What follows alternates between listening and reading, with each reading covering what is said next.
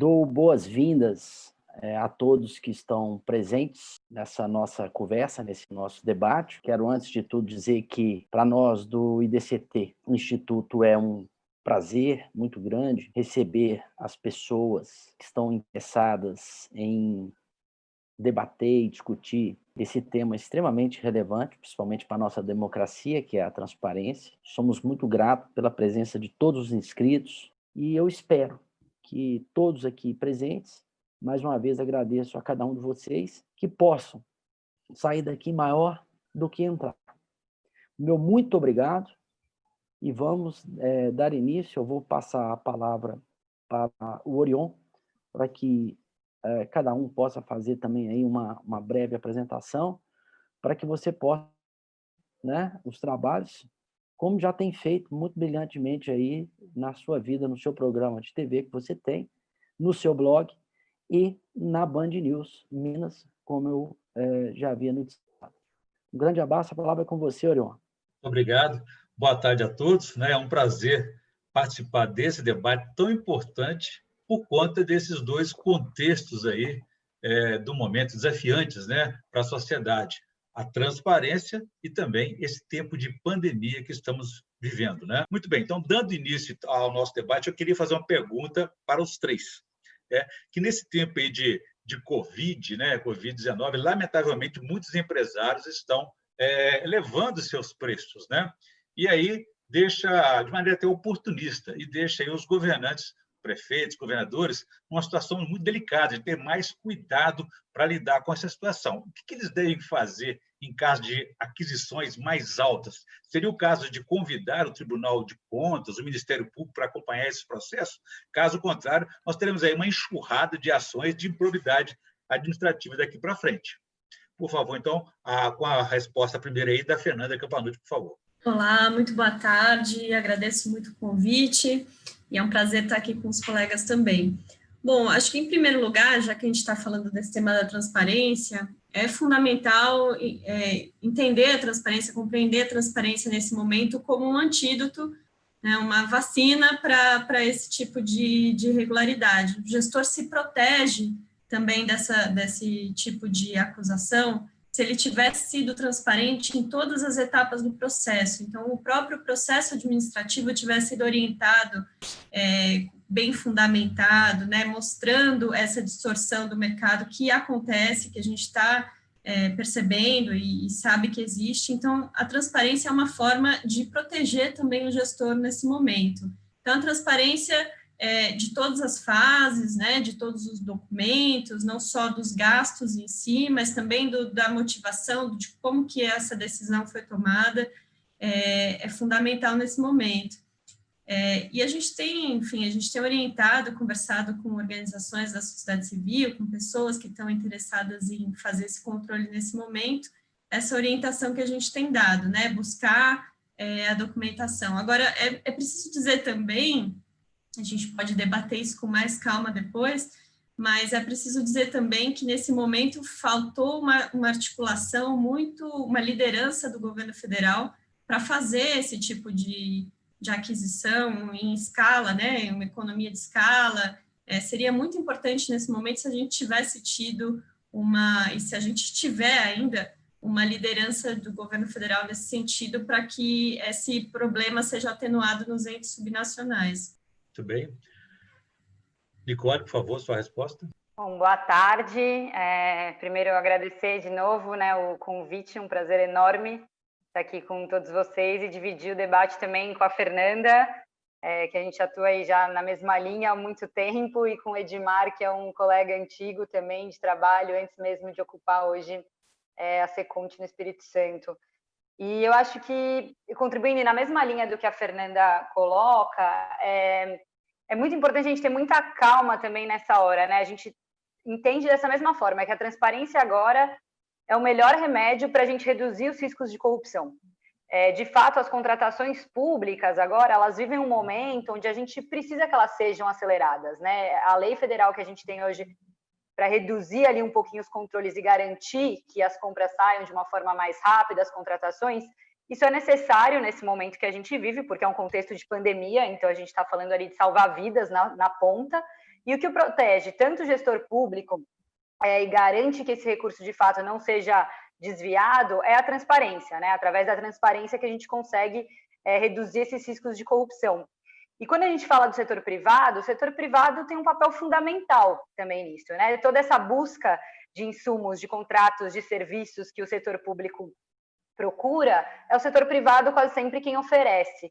Então, não é sempre também que um preço elevado é diretamente um indício de uma corrupção ou de um desvio ou de um superfaturamento. Muitas vezes sim, muitas vezes é.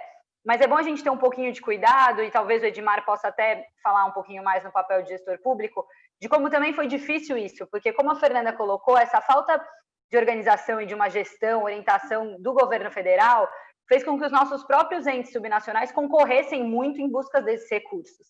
Então, muitas vezes, preços elevados vieram do setor privado de forma abusiva, sim, mas muitas vezes foi pela conta da escassez e da produção emergencial daqueles produtos. Então, nem sempre um preço elevado já podia ter indícios de corrupção. Então, essa falta de coordenação é ruim.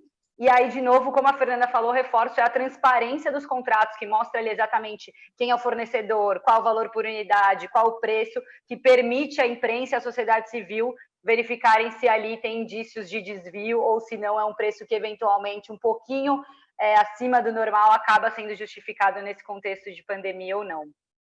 Muito bem. Vamos ouvir, então, na condição de gestor público, né, o Edmar Camatta com a sua experiência a respeito desse tema aí, desse desafio. Olá, é uma satisfação muito grande poder estar com diletos companheiros e alguns amigos aqui, né, como a Nicole falou, minha origem realmente é no controle social, né, origem é fazendo o que Nicole, o que Fernanda fazem aí, e eu até brinco, né, com nossos amigos, né, Gustavo, e dizendo que eu não tinha outra opção, né? Se eu não colocasse o Espírito Santo como primeiro nesses rankings, eu seria reprovado pelos meus amigos, né? Então, a gente realmente não tinha outro caminho. E aí, Orion, respondendo, né, ao seu questionamento, o momento pelo qual nós passamos hoje, ele é de uma delicadeza extrema, e é muito perceptível, né?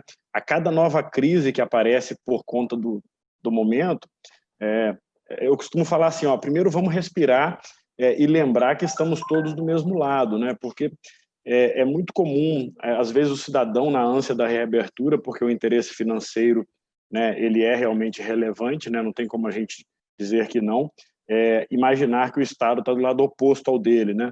Todos os estados estão vivendo isso, né? Realmente a falta de uma liderança nacional causa uma ansiedade maior. Eu tenho visto uma ansiedade também muito grande de se falar, e falo com a tranquilidade do Estado, que é o mais transparente nas duas avaliações, mas assim, uma ansiedade de se falar onde tem desvios, onde se tem superfaturamento, quando na verdade a prioridade poderia ter sido ali atrás, como comprar mais barato, né? A compra de escala, né? O que a gente viu se multiplicar no Brasil foi uma pirataria, na verdade, né? Um Estado tentando fazer o melhor e acabando sufocando o outro, né?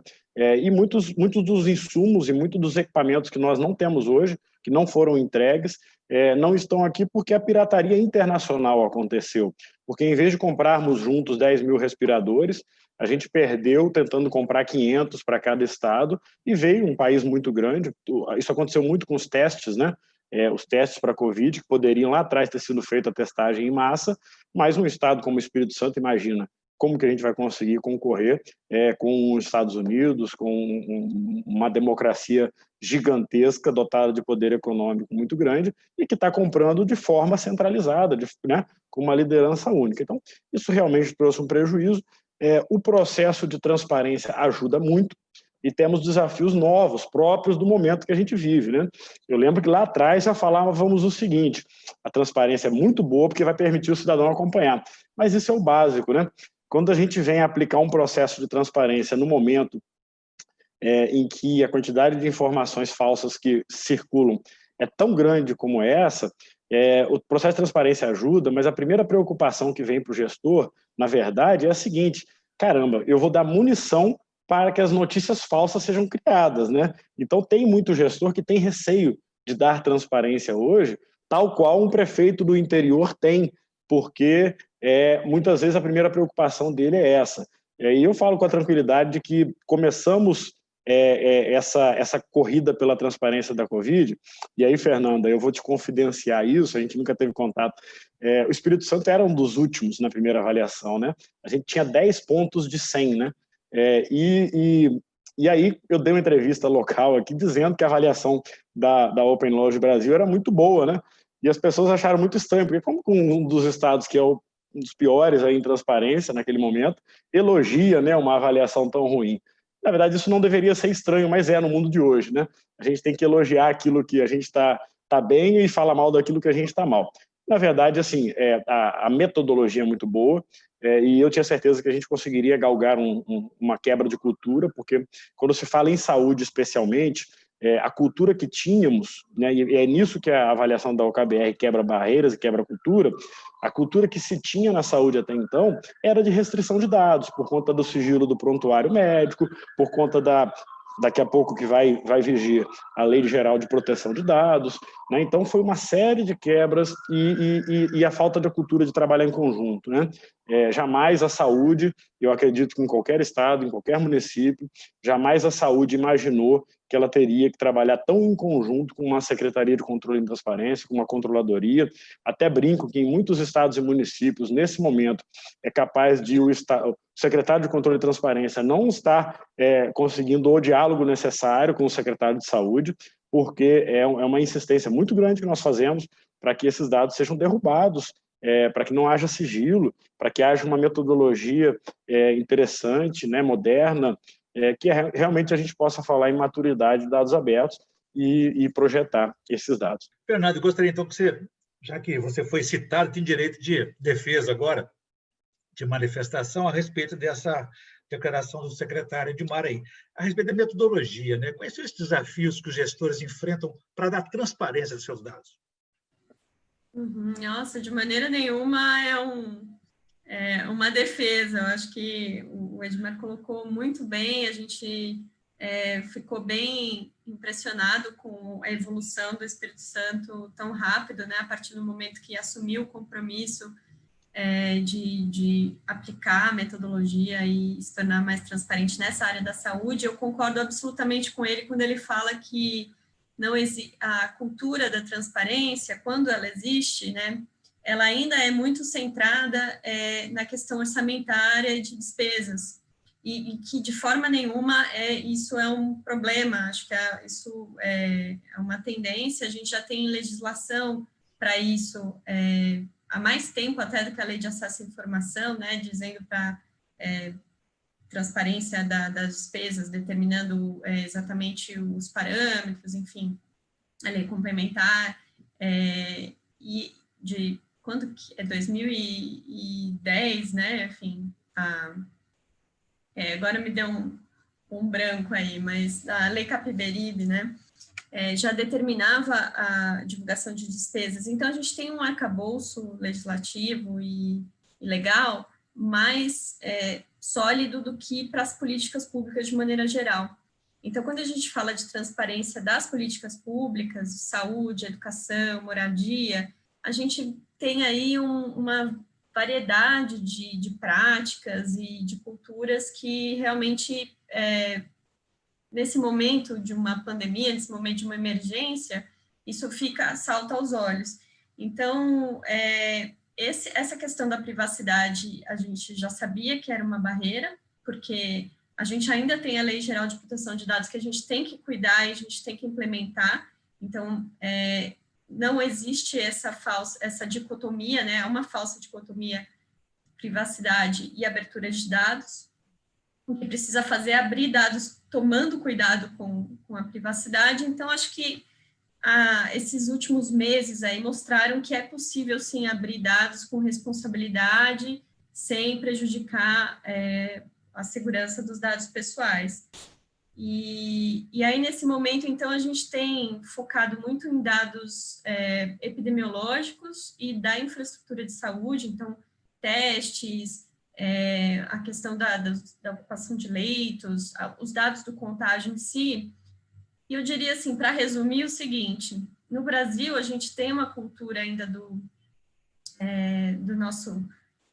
da estrutura federativa, né? A gente tem um sistema único de saúde que foi fundamental nesse momento, está sendo fundamental nesse momento, e a gente tem sistemas de informação que servem para computar dados estatísticas, né? Que já é muito consolidado, então, o DataSUS, enfim. Só que esses sistemas, eles servem muito pouco para os gestores dos entes subnacionais, dos estados, dos municípios, para fazer a gestão da sua política pública.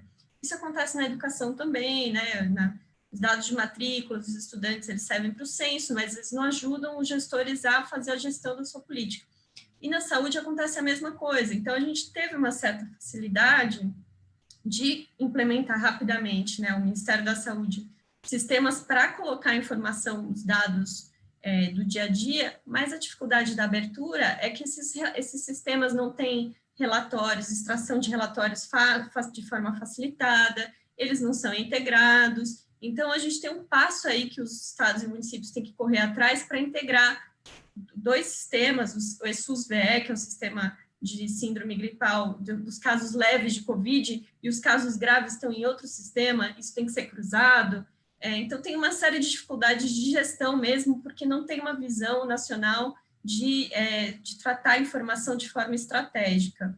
E aí a gente vai rompendo essas barreiras, mostrando essa dificuldade. Eu acho que o que está mais complexo hoje para os gestores é a questão da ocupação de leitos, porque nessa visão de dados estatísticos a gente não tem sistema gerencial para falar hoje quanto dos meus leitos estão ocupados, né, para monitorar esse tipo de coisa, que seria importantíssimo, mesmo se a gente não tivesse com uma pandemia, né.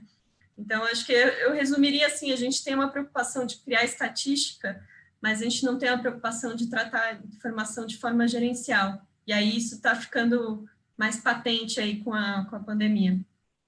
Ok, Nicole, a respeito das estatísticas aí, né, é possível estabelecer uma correspondência entre o ranking da transparência e também ao combate, a eficiência no combate ao coronavírus? Olha, eu acho que aqui a gente junta duas informações, eu achei, e é bem interessante, né, porque o ranking que a Fernanda apresenta da Open Knowledge, ele trata exatamente dessa transparência, né, dos dados epidemiológicos, sanitários que a Fernanda colocou, e o ranking que a gente traz é o ranking de transparência no combate à Covid em termos das contratações emergenciais. Então, a gente está falando desse outro lado, né, que a Fernanda colocou, que já tem uma cultura, e quando a gente pensa em transparência, é a primeira coisa que todo mundo pensa, né? Valor de contratos, dados financeiros, quanto custou. E que vai muito além. Então, na verdade, eles se complementam. Eu acho que até o Espírito Santo e o Edmar estando aqui é um pouquinho a prova de como existe essa cultura, né, de olhar sempre para esses dados, porque no nosso caso, o Espírito Santo já estava em primeiro lugar na primeira avaliação, e aí ele manteve e fez questão de gabaritar na segunda. Mas a gente não teve do Espírito Santo essa primeira dificuldade ou essa nova visão que o Edmar, né, é muito feliz ao elogiar o ranking, essa avaliação da Open Knowledge, mesmo tendo uma avaliação ruim, né, de reconhecer isso, essa importância, até porque essa questão, tanto gerencial e dos leitos que a Fernanda traz, por exemplo, a gente não vai avaliar nos dados financeiros só se a gente está pagando caro por um novo leito de UTI ou por um respirador. A gente precisa disso, de fato? Se a gente não tem transparência desses outros dados, dessa questão epidemiológica, eu não vou saber se posso estar comprando um respirador super barato, em um preço muito bom, mas eu preciso desse respirador mesmo no município? É justificável? Uma pandemia, precisa de respirador. Mas se a gente não tem esse outro lado da transparência, a gente vai ter aí um gasto ineficiente, um gasto não necessário, que da mesma forma é desperdício de recurso público, a gente está deixando de salvar vidas, ou deixando de ter as políticas públicas na forma como elas precisam. Então, a gente tem que olhar para esses dois dados, né, para a gente saber, agora na pandemia, mas acho que sempre, ter a transparência e quebrar, né? A transparência desses dados de contratações são fundamentais, mas a gente também precisa saber desse outro lado da transparência, que é para entender como as políticas públicas estão sendo feitas, né? Se isso está sendo feito de forma adequada ou não. E aí as duas transparências são o melhor remédio agora, para a gente primeiro conseguir, de fato, enfrentar a pandemia, né? A gente tem, num primeiro momento, essa resposta que é de crise sanitária, então é óbvio que a pressão inicial, né, de salvar vidas vem com esse mote, mas a gente entra aí numa pressão econômica também, a gente sabe a crise financeira, a gente tem perspectivas muito ruins também para o ano que vem, né? Como é que vai ser aí as consequências dessa crise, que a gente também tem que olhar para esses dados, né? Como é que as medidas agora de incentivo à economia, as medidas fiscais, financeiras do governo também não vão ser capturadas por interesses ou beneficiar só algumas empresas. Então, como é que a gente também dá transparência a esses tipos de dados, benefícios e informações, que é uma outra parte da crise, e consegue fazer o melhor combate dessa situação que a gente vive, né? Porque não é só combater o vírus. A gente está falando aqui de uma crise sanitária, de uma crise econômica e vivendo ainda um momento muito delicado de uma crise política, né, no país. A gente tem aí questões muito graves do governo federal, com os governos estaduais, dos municípios ainda para combater. Então, é através desses dados e olhando para as contratações, garantindo a boa gestão do recurso público e sabendo como estão as políticas públicas que a gente consegue enfrentar essa pandemia, Orion, que é complexa. Ela não é um problema único, e ela vem aí para desafiar, e são diversas frentes que a gente vai ter que ser cada vez mais transparente para a sociedade, para a imprensa e para os próprios órgãos de controle conseguirem dar conta e avaliar como os governos e os gestores estão lidando com tudo isso. Então, vamos explorar aqui, então, a presença e a oportunidade aqui do secretário Edmar para contar um pouco para a gente, contextualizar essa estratégia, a evolução que o órgão conquistou nesse período aí, para chegar a esse resultado, sair do 10º lugar e chegar aí hoje à posição de liderança, né? Seu áudio. Muito bem, Orion. Primeiro eu queria provocar meu amigo mineiro Gustavo Nassif, né, dizer que a gente ele que está lá em Minas Gerais, e você também, Orion. Eu queria dizer que está um lindo dia de sol aqui na Baía de Vitória, como vocês estão vendo. Nós temos uma felicidade, Nicole já esteve aqui tomando um café comigo, Fernanda ainda não. Então nós estamos num dia lindo, maravilhoso.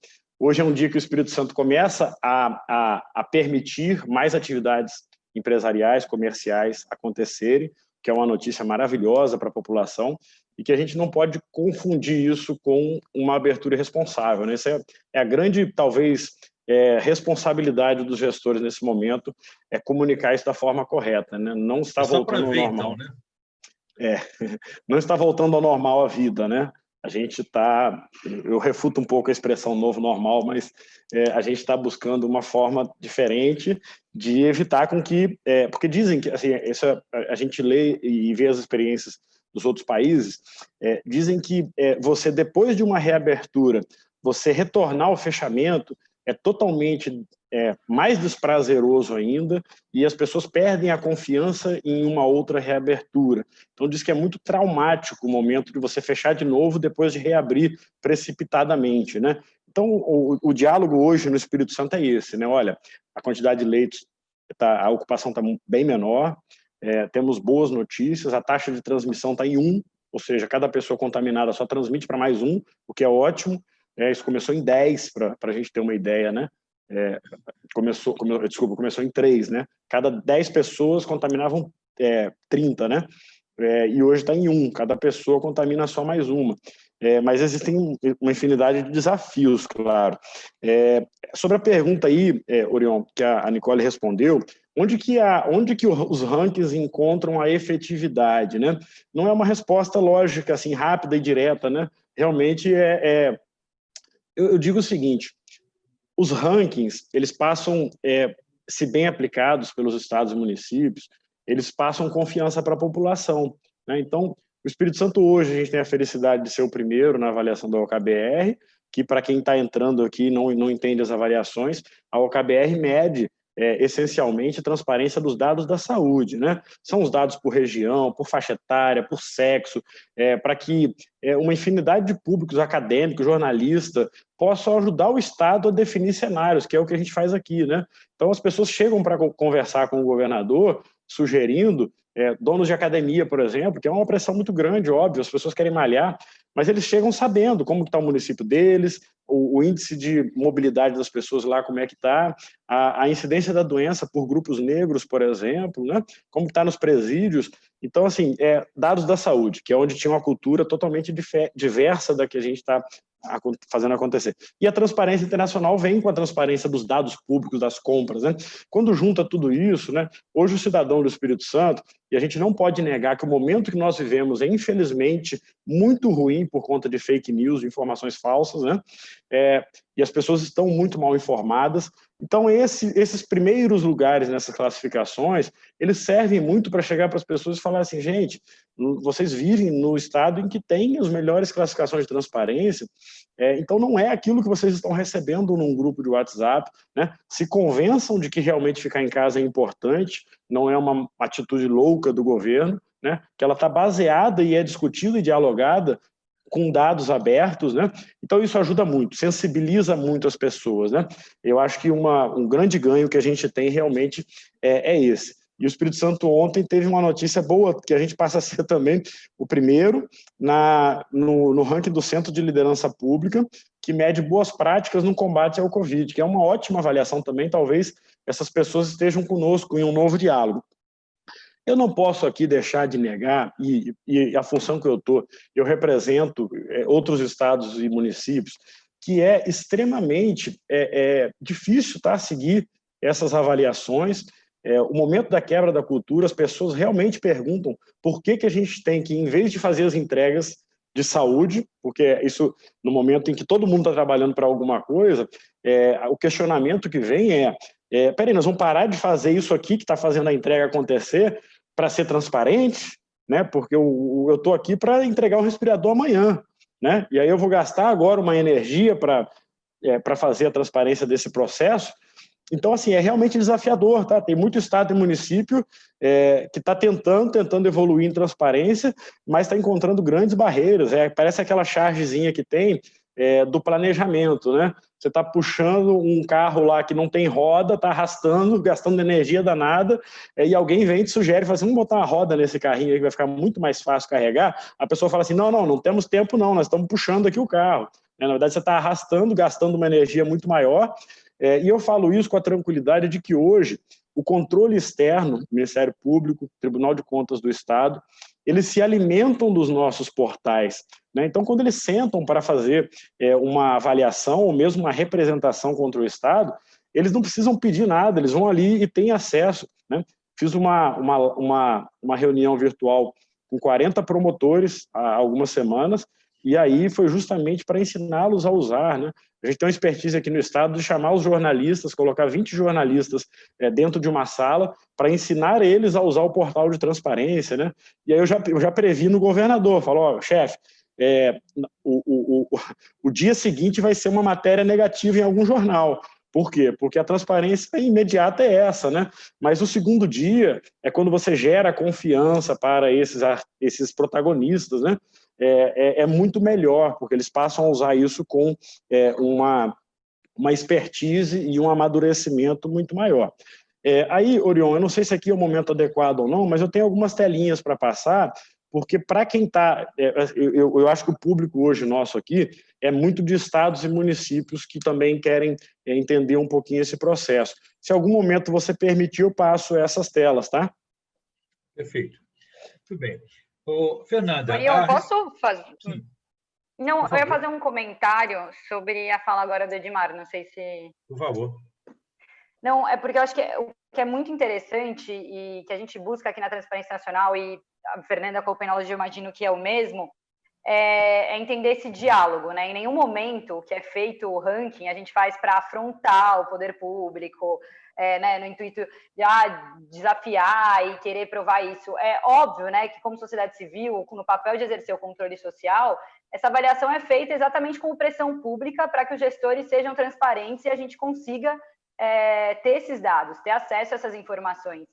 Mas é muito importante que tenha um diálogo sempre, né, de comunicar a esses gestores que a avaliação vai ser feita, de enviar metodologia, prazos para recursos, como é que a gente faz esse diálogo e de entender as dificuldades também, né, quais são aí no contexto que é aceitável da gente entender, que tudo bem, essa informação não está ali da melhor forma, mas está se buscando, e que é exatamente esse aprendizado. Então, Edmar traz aqui, mas diversos outros prefeitos e governadores dos estados, durante essas avaliações, entraram em contato com esse objetivo, né? Tudo bem, eu não estou bem, como que eu faço para melhorar, qual é o caminho, e é esse o diálogo que a gente quer abrir, né? Sempre com uma lealdade, com olho no olho, de entender os desafios do momento, e o desafio que eu acho que Edmar e Fernanda também sentem, que depois disso, como é que a gente incentiva a sociedade, a imprensa, além dos órgãos de controle externo, que o Edmar colocou, que é como usar essa transparência, né? Então, é fundamental a gente ter esses dados, mas também tem um ensino aí para a população, por mais que tenha esse ambiente de confiança que o Edmar colocou, como é que eles vão além, utilizam, né, essa ferramenta, como é que concordam ou não concordam com o governo, com a gestão, usando isso. Então, ainda tem um outro aprendizado que, além de medir a transparência daquela cidade ou daquele estado e de cobrar essa transparência, é como que a população começa a aprender a se apropriar das formas de uso disso, porque é uma ferramenta essencial para guiar as políticas do município. Então, acho que esse ainda é um desafio enorme que a gente está aqui lutando e imagino que a Fernanda e o Edmar passem aí pelo mesmo. Muito bem. Fernanda, eu tenho uma pergunta aqui para você, do Nicolau Lupinhães Neto. É um nome até de magistrado, né?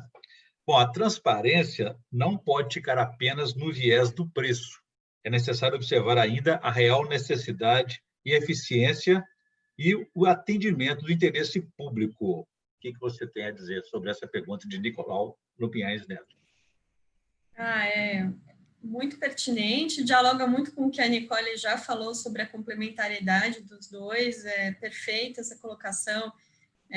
Não adianta a gente fazer uma contratação razoável do ponto de vista econômico se ela não atende a uma necessidade real, daí também a importância do que eu falei de publicar todo o processo decisório, né, os processos administrativos, o que motivou aquela compra e não só o contrato em si, né, não só a etapa final, mas, assim, comentando também essa fala do Edmar e da Nicole agora sobre esse incômodo que existe, né, e essa tensão que existe entre uma demanda da sociedade, né, que foi expressa nesses rankings, e a necessidade do gestor de fazer aquilo, de implementar aquilo. Eu já estive por alguns anos no papel de gestora, né, na Prefeitura de São Paulo, nas áreas de transparência e controle também, convivi muito com essa atenção, mas a gente, até por essa experiência também, a coordenadora de pesquisa, a Camille Moura, ela também teve essa mesma experiência no setor público, é gestora pública de formação.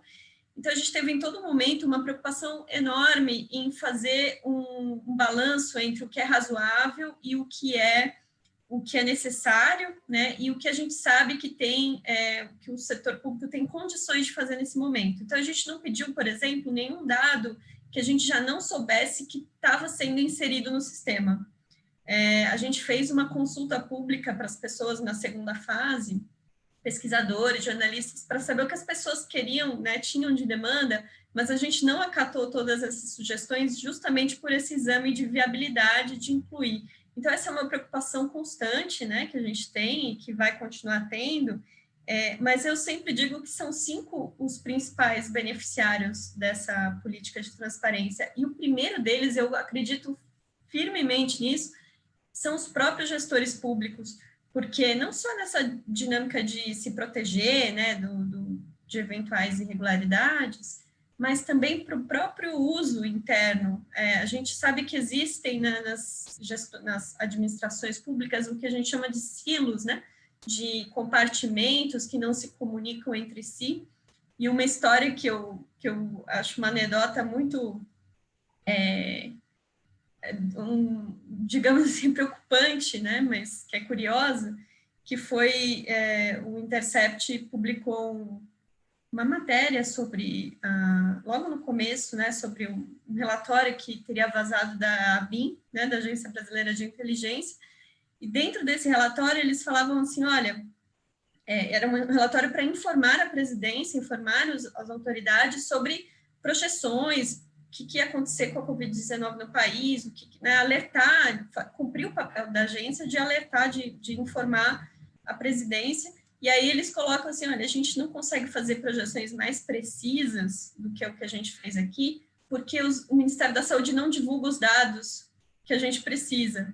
Então, assim como a agência tem que informar a presidência, a gente tem gestores públicos do Brasil inteiro, com seus secretários, com seus coordenadores de saúde, que precisam de dados mais concretos, mais detalhados para fazer as suas projeções.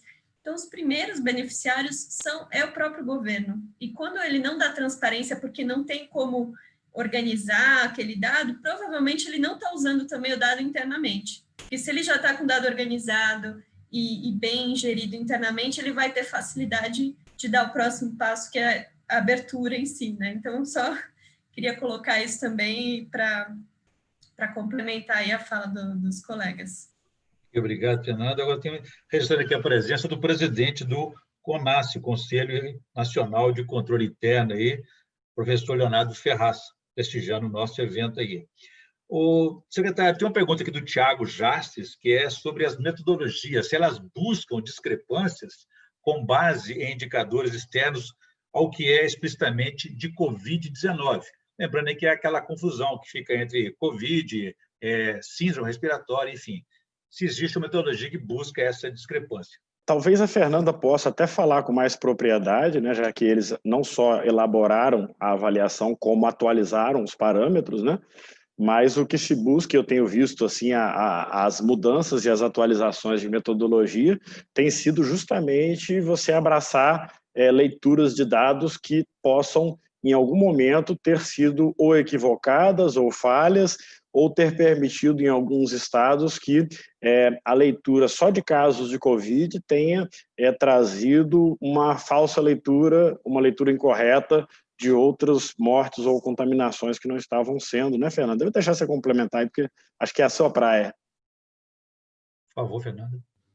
É isso mesmo, exatamente. A gente busca trazer indicadores não só sobre o contágio confirmado, mas também suspeitos, né, que tenha a notificação inserida no sistema, mas outros indicadores que permitam a gente entender uma possível subnotificação ou um subdiagnóstico. Então, se a gente tem, por exemplo, uma taxa baixa, uma quantidade baixa de confirmados, mas a gente não sabe o universo de suspeitos, a gente não sabe se está sendo testado o suficiente. Se a gente não tem a quantidade de testes aplicados disponível, a gente também não sabe se o esforço do governo em testar está sendo grande. E, por fim, se a gente não tem os testes disponíveis em estoque, a gente não sabe por quanto tempo o governo consegue, se tem margem para ampliar a testagem ou não, para acelerar a testagem. Enfim, dá para medir para além do número de confirmados, que não tem muito contexto, né? Ok. Nicola, tem uma pergunta para você aqui do Tiago Henrique. Ele quer saber se existe algum planejamento, tanto por parte da Transparência Internacional, como até pela OKBR, para verificação da transparência em municípios menores, ou se o foco é só nas capitais e estados. Ótimo. Na verdade, a metodologia, quando a gente aplica essa metodologia, né, nas avaliações que a gente está fazendo, a Transparência Nacional, a nossa equipe aplica nos estados, nas capitais, e agora, nessa terceira avaliação, a gente incluiu também o governo federal. E a gente fez uma adaptação dessa metodologia, não, na verdade, a gente fez um passo a passo para a aplicação dessa metodologia em outros estados não, né, porque a gente não tem outros estados, em outros municípios menores, porque a gente tem uma rede de organizações, né, de ativistas locais que trabalham com a promoção da transparência nos seus municípios. Então, utilizando essa rede, eles usaram esse passo a passo e a mesma metodologia e aplicaram em municípios menores, inclusive amanhã mesmo, no Espírito Santo, né, o Edmar está aqui, a Transparência Capixaba lança o ranking deles, que são para os municípios acima de 30 mil habitantes no estado, por exemplo. Teve o Instituto Nocilhéus, que aplicou no sul da Bahia, que são no litoral sul, né, a região do litoral sul da Bahia, são também 38 municípios, se eu não me engano, e fez o ranking do litoral sul da Bahia. Então, nessa iniciativa descentralizada, essas organizações começaram a aplicar essa metodologia. E a gente fez um trabalho inicial de entender, provou-se que ela é possível, né? No primeiro momento a gente falou, olha, é uma metodologia para estados e capitais, querendo ou não, são entes federativos que têm mais recursos, que têm ali formas, né, de controle maior, de cobrança, que muitas vezes tem facilidade. A nossa metodologia foi desenhada para avaliar estados e capitais, mas provou-se que municípios muito pequenos deram conta, não foram muito bem avaliados no começo, depois de um diálogo com a prefeitura, tiveram uma nota extremamente elevada.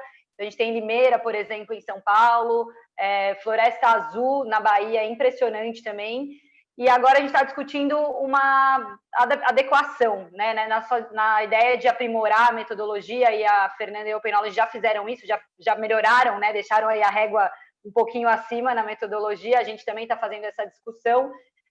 A gente também está discutindo com esses municípios menores o que precisa ser adequado, porque a gente sabe das distinções, mas nisso provou-se que é possível, e tem municípios muito pequenos dando exemplo também em transparência depois do diálogo com a sociedade.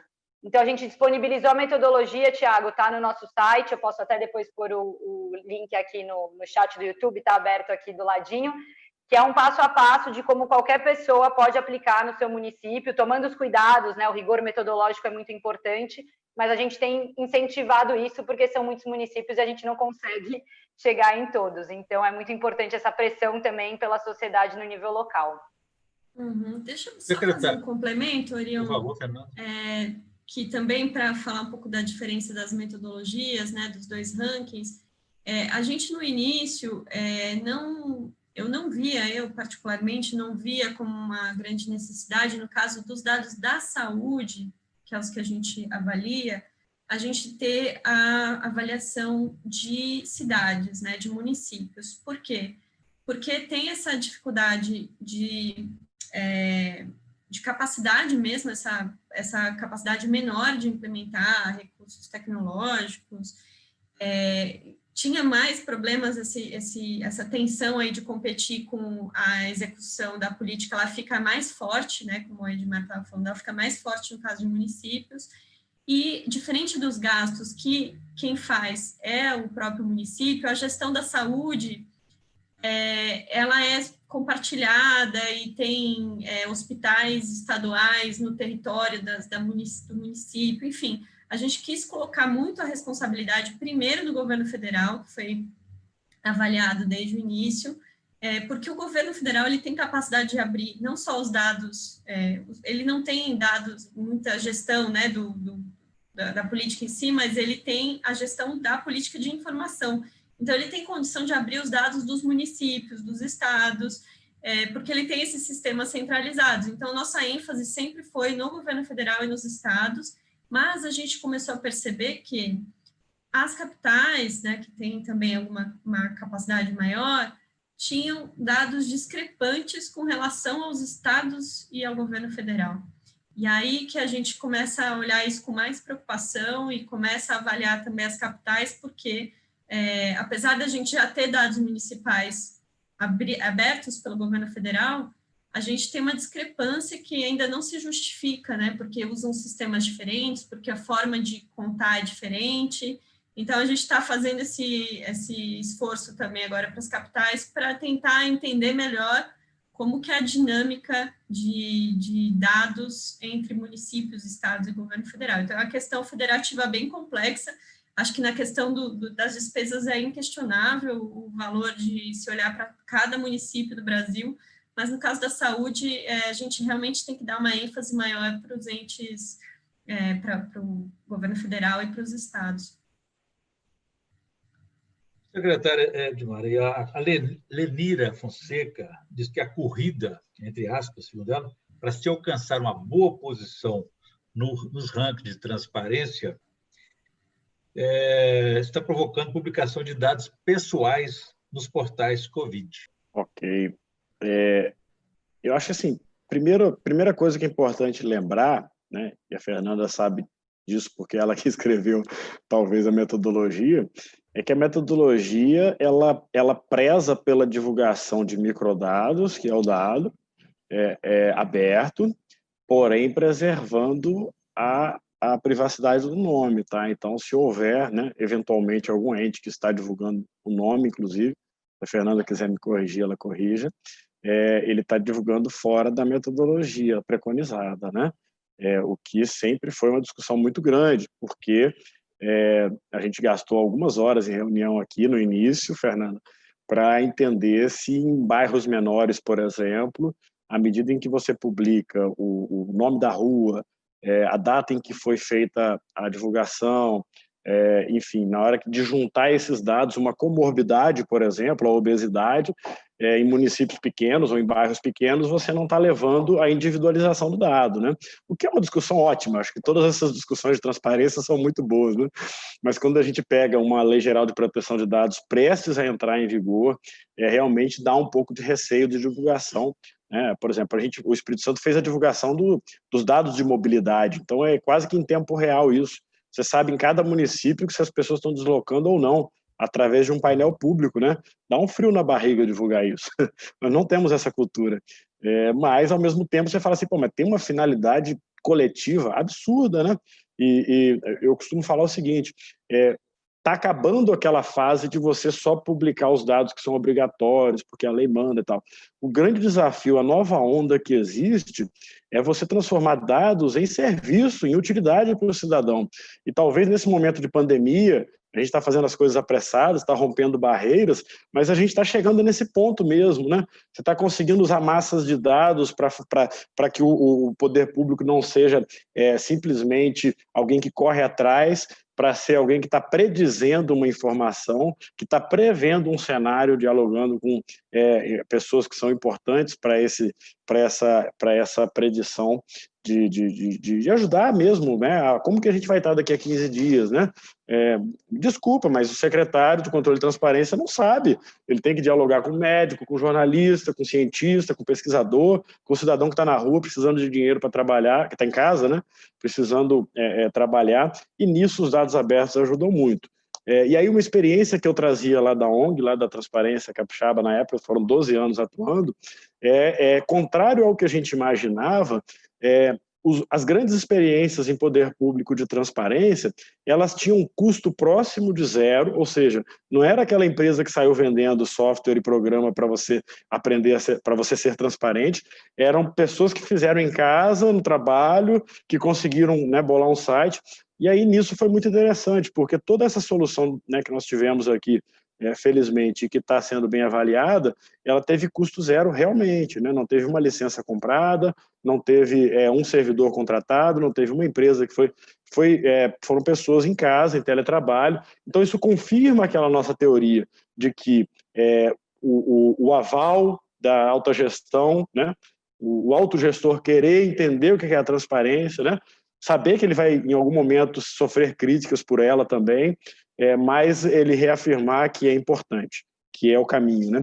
Eu acho que isso ajuda a explicar um pouco esse momento. Ok, Fernanda, tem uma colocação aqui dos ouvidores em ação. Parece que o ponto nevrálgico tem sido a crise da confiabilidade das informações, de suas fontes, as práticas de negociação, ainda que existam critérios de transparência e anticorrupção. A discrepância da informação, eu vou entender que eles estão falando entre aí como eu mencionei, né? A gente tem algumas camadas de problema. Vamos lá, começar a dar mais geral. No contexto de pandemia, assim como a gente já teve pandemias em outros momentos da história e com outras doenças, é muito difícil a gente chegar no número real, o número preciso da situação epidemiológica. Isso a gente tem que conviver com essa incerteza, a gente tem que conviver com isso, a gente tem que trabalhar com os dados que existem e a gente tem que trabalhar para aprimorar esses dados.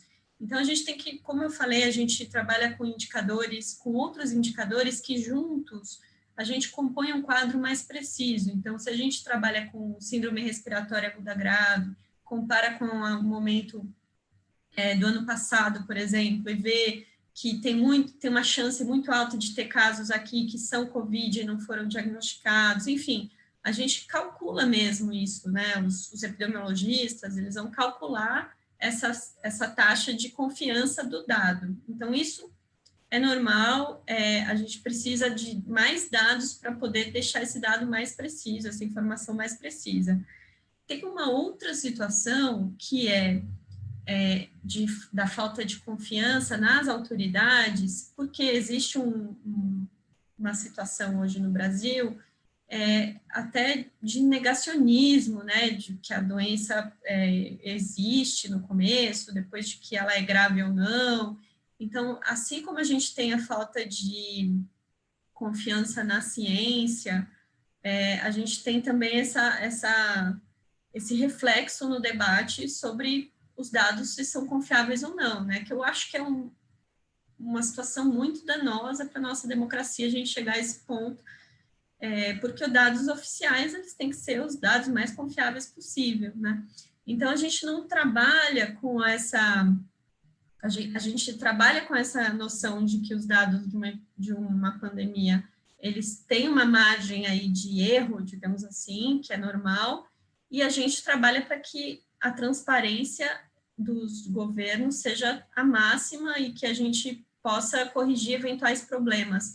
Então, quando a gente abre os dados, a gente tem jornalistas, pesquisadores olhando para esses dados e aí a confiança aumenta, porque a gente sabe que se tem erro, ele pode ser corrigido, né? Vou dar um exemplo só,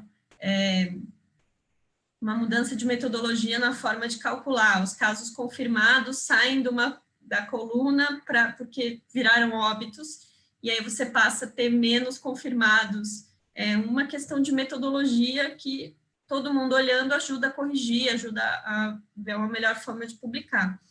E tem essa terceira camada, que é uma discrepância, como eu falei, entre sistemas, entre o governo federal e o governo estadual, e aí também é uma questão de metodologia. Se a gente estiver muito transparente, que é uma coisa que a gente passou a olhar também, esses casos confirmados, eles são confirmados por testes clínicos, por testes moleculares, enfim, é a mesma forma de confirmação do governo federal, então a gente consegue comparar esses dados. Então, às vezes tem uma opacidade, tem transparência do dado, mas tem a opacidade da metodologia que também prejudica a confiança. Então, são 3 problemas, né? A gente está lidando com todos eles, mas é preciso dizer que os dados que a gente tem hoje, abertos, eles são os dados que temos e é os dados que a gente tem que confiar e trabalhar com eles, né? Ok. Nicole, o Alberto Queiroz pergunta para você se é possível harmonizar as metodologias, tanto da TI com a OKBR. Vou entender harmonizar, se é possível trabalhar com as duas conjuntamente. Acho que foi o que a gente falou aqui no começo, não só é possível, como é fundamental. Do nosso ponto de vista, são metodologias totalmente complementares. Foi, né, repetindo o que a gente estava comentando aqui no comecinho, a necessidade da gente ter a transparência dos gastos, das contratações e saber se aquele recurso que está sendo investido não só está superfaturado ou não só não está chegando no destino, mas se ele é condizente com o que o município precisa de acordo com a transparência dos dados sobre a saúde, sobre a gestão, e acho que indo além da pandemia, né, Fernanda, de educação, de outras áreas, que é para a gente saber se corretamente está sendo investido. Então, a gente está trabalhando hoje nesse cenário de pandemia, mas quem sabe, né, esses rankings não evoluam depois para algo mais permanente, além da pandemia, mas que a gente tenha transparência sempre olhando para o que já está aí nesse imaginário da sociedade, né, que são as contratações, os recursos financeiros, de como são os gastos, mas entendendo que é fundamental a gente ter dados epidemiológicos, da saúde, da educação, para garantir que os recursos não só não sejam desviados e superfaturados, mas que as compras, a gente está comprando aquilo pelo motivo real, né? O município está fazendo aquele investimento porque a gente realmente precisa. Então, olhar para esses 2 rankings e ver os estados, capitais, governo federal realmente motivados a melhorar nos 2 é fundamental. Secretária Edmar, você disse há pouco que teria algumas ilustrações para nos mostrar aí alguns casos de sucesso, podia, então, mostrar para a gente aí, contribuindo com essas demais instituições sobre esses exemplos bem-sucedidos. Ok. Eu agradeço a oportunidade. Porque eu acho que o público aqui, realmente temos um público assistindo, tem uma quantidade de pessoas bem alta, e essa gravação ela deve ficar depois disponível. Eu acho que é interessante para estados e municípios também que querem conhecer um pouco mais, né? Lembrando que o Espírito Santo tem uma satisfação muito grande em ceder as estruturas, tá, de site, de painel, né? Já fizemos isso para alguns estados, com um sentimento bem positivo de poder elevar o nível médio de transparência de todos. Inclusive, é importante registrar isso, que alguns estados para os quais nós cedemos a tecnologia, eles nos ultrapassaram, Fernando, na medição. Eu até tive que brincar aqui, eu falei, gente, está na hora de cortar esse acesso deles. Mas eu acho muito bacana isso, por quê? Porque eles tinham algumas pontuações que nós não tínhamos, e quando pegaram, né, a estrutura, eles passaram a ter essas pontuações lá atrás, quando a gente ainda tinha os 10 pontos do 100, né?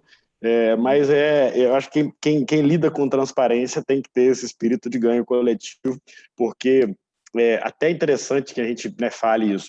Em geral, a mídia, quando pega um ranking, né, o problema dos rankings é esse, né? Nós temos vários rankings, né? Mas a mídia, em geral, é óbvio que ela faz uma leitura de pegar os que estão em último ali e fazer uma matéria e tal. As mídias dos estados, então, elas fazem muito isso. Ó, tal estado tá muito mal, né? Isso é válido, lógico, né? Mas eu até brinco, assim, não tem nenhum veículo nacional que veio nos perguntar como que faz, né, para exportar essa expertise de ser primeiro colocado. Mas tem um ganho coletivo que a gente não consegue mensurar por enquanto, mas é muito claro que a elevação coletiva da maturidade que se tinha há 2 meses, há 3 meses, é que se tem hoje, né? Então, as duas avaliações juntas, elas fizeram estados e municípios evoluírem de forma gigante em transparência, né? Isso é muito válido. Eu estou enrolando aqui, mas é que eu vi, Orion, que está desativada a possibilidade de compartilhar a tela. Talvez a gente tenha que pedir a quem está controlando essa funcionalidade. Se não tiver jeito também, não se preocupe. Mas ela está dando aqui que eu não estou com o privilégio. Enquanto isso, eu começo. Deixa eu testar de novo. Está dando que está desabilitado o compartilhamento. A produção cuida dessa, né? Thaís Venturato, nossa responsável aí. Eu vou adiantar com a Fernanda aqui uma questão, então, enquanto isso. Perfeito. A respeito aqui, tem 2 perguntas para você, Fernanda, do Vanderlei dos Santos. Ele quer saber se há algum projeto de formação local dos gestores municipais para o aperfeiçoamento de portais ou serviços de transparência em sentido geral. E o Tiago Henrique quer saber se existe aí uma maneira de ensinar para a sociedade a questão da transparência, como utilizá-la. Ótimo, obrigada pela pergunta, porque a gente tem essa preocupação e tem hoje 2 iniciativas para isso. A gente tem um programa dentro da Openology que chama Escola de Dados, que faz muita formação para democratizar o acesso a dados, acesso a tecnologias, metodologias de trabalho com dados. A Openology sempre trabalhou muito com jornalistas para isso, mas diante dessa nossa... desde que eu assumi a Openology há 1 ano, trazendo também essa preocupação de se aproximar da gestão pública numa chave mais colaborativa, mais propositiva, a gente trouxe essa preocupação também para a escola de dados, e a gente acabou de abrir as inscrições para um curso chamado Curso Publicadores de Dados, da Gestão Estratégica à Abertura, que passa por toda essa trilha de entender como trabalhar com dados no setor público, não só a questão da ferramenta, mas também uma perspectiva estratégica, né? Como que eu faço um plano de dados colaborativo com a população para priorizar aquilo que eu posso abrir? A questão da Lei Geral de Proteção de Dados, como é que eu incorporo nesse processo, né? Esse é um curso para gestores ou pessoas que trabalham em organizações, não só do executivo, mas também legislativo, enfim, organizações públicas. E a gente tem uma parceria com institutivos que é muito importante para a gente, porque vai nos ajudar a oferecer bolsas para esse curso, para a região norte, que é uma região hoje que, se a gente olha para a questão dos portais de dados abertos, é a região que menos tem, tanto dos estados quanto dos municípios. Então, vai ter 40 vagas para gestores da região norte e também, enfim, vagas para todo o Brasil, com enfoque na questão pública. Então, esse é um curso que está com inscrições abertas na Escola de Dados, e a gente tem também, enfim, outras iniciativas, aí falando da questão dos cidadãos, tem tutoriais abertos e gratuitos na Escola de Dados, tem cursos gratuitos também de jornalismo de dados, que também servem para pessoas interesses em geral, mas esses cursos, como são cursos que a gente dá uma atenção e tem uma interação, a gente tem uma restrição aí de vagas. Mas atualmente esse é a nossa principal iniciativa. Eu só queria mencionar também, a Open Knowledge tem esse índice de dados abertos, a gente já tem a tradição aí de fazer avaliações de dados abertos internacionalmente, né? A Open Knowledge faz o Open Data Index, que é o ranking de dados abertos dos países, e aqui no Brasil a gente aplicou a algumas cidades, que foi a capacidade que a gente teve de fazer até agora, e aí é muito nessa linha do que eu estava falando, que a transparência vai além das despesas, ter aqui um conjunto de indicadores, isso está público também na internet, além de gastos, tem a questão de mapas da cidade, legislação em vigor, qualidade da água, qualidade do ar, registro de empresas, propriedade da terra, tem questão de educação, enfim, escolas públicas, resultados eleitorais, tem um panorama mais completo de dados abertos, uma avaliação, e que acho que esse instrumento também pode nos ajudar no futuro, agora que tem eleições municipais também, para a gente avançar nessa pauta. Okay. Queria voltar, então, com a secretaria de Marca, parece que já conseguiu liberar lá os dados dele. Por favor, podia mostrar para nós, então, para a gente avançar na nossa conversa. Perfeito, Orion. Eu vou tentar ser o mais breve possível, mas você, como nosso mediador, fique à vontade para fazer um puxão de orelhas virtual aí. Então, nós temos aqui, rapidamente, um resumo de como foi esse caminho que nós percorremos, né? Como eu disse para vocês, a solução a custo zero, e nos colocou hoje como primeiro, tanto no ranking da Transparência Internacional, como no ranking da Open Knowledge Brasil. Registro. Conhecia muito bem a Transparência Internacional. Fernanda, faço meia-culpa, não conhecia a OKBR. Foi uma grata satisfação saber que a entidade tem um trabalho tão bonito aí na transparência e nos dados abertos. O próprio lema do projeto, né, que é dados abertos ajudam a salvar vidas, né? Acho que é isso, né? E é muito bacana porque ele é autoexplicativo, e a Transparência Internacional vai no mesmo caminho, né? Ao colocar a transparência. E tem uma professora de Harvard que falou no início da crise da pandemia, né, que a transparência deveria ser a tarefa número 1 dos gestores, né? Então, assim, não é coincidência, né? Não é coincidência que os países menos corruptos do mundo são os mais transparentes, né? Então, não é possível acreditar em coincidências. Na verdade, um poder que se abre para o escrutínio popular, para a análise de profissionais de todas as áreas, ele obviamente tem que ter uma segurança interna de que ele está abrindo algo com que ele tem segurança, né? E aí, como eu falei para vocês, né, estávamos lá, alguns meses atrás, em 21º lugar. Então, embora o Espírito Santo tenha uma maturidade boa em transparência ao longo de vários anos, mas isso não explica os nossos primeiros lugares, não mesmo.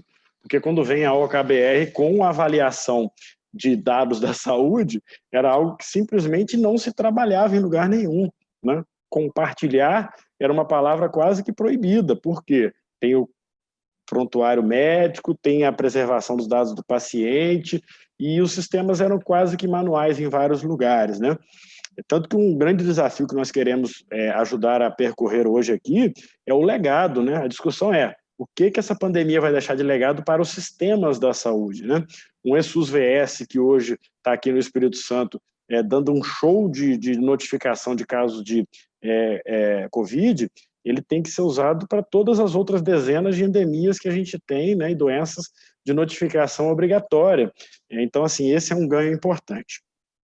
E aí, quando fala assim, como chegamos lá? Na verdade, aquela visão inicial de que a gente conseguiu juntar órgãos estaduais para trabalhar juntos, né?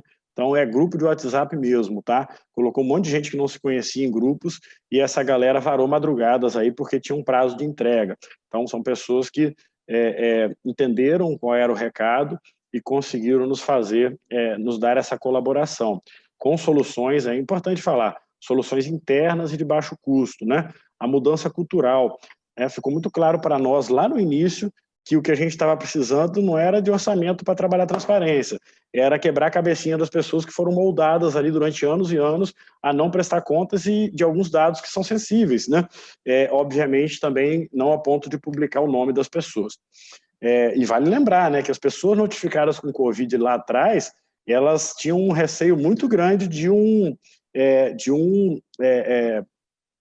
constrangimento social, né?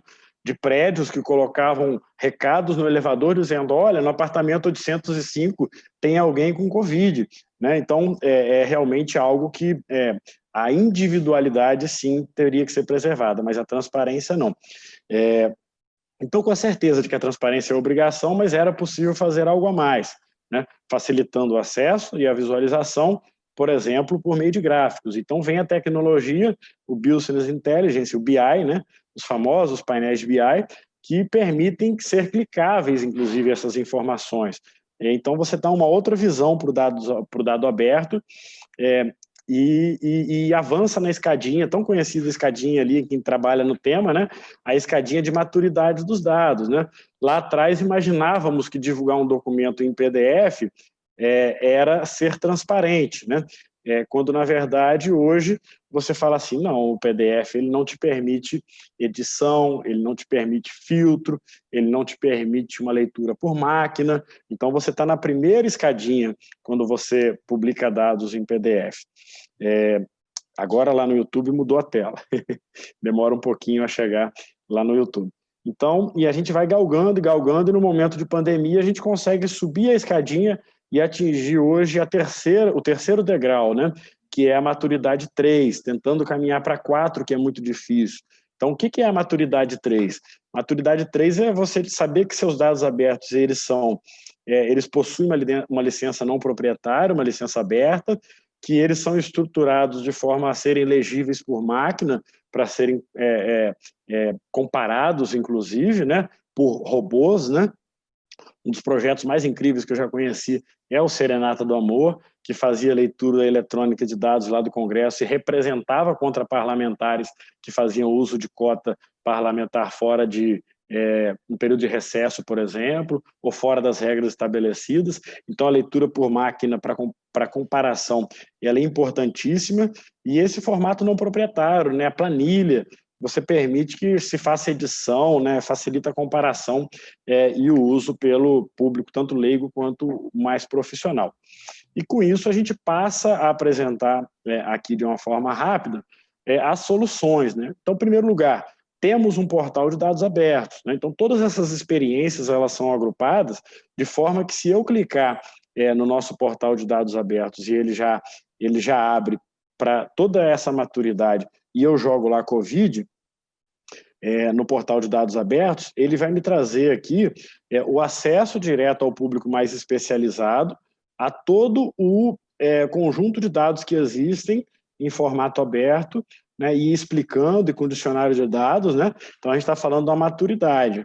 Vou fechar aqui para a gente poder avançar de forma rápida. Uma outra solução que ajudou muito, o cidadão poder ver em tempo real todas as notas fiscais de compras públicas do Estado. Então, ele pega um hospital, por exemplo, e ele vê em uma semana todas aquelas notas públicas que foram emitidas, notas fiscais que foram emitidas para um hospital, ou no dia específico em que existe uma denúncia, saber qual foi a nota emitida, qual foi o valor. Um concorrente que quer saber o produto dele, a quanto que foi vendido para o Estado em cada período, né?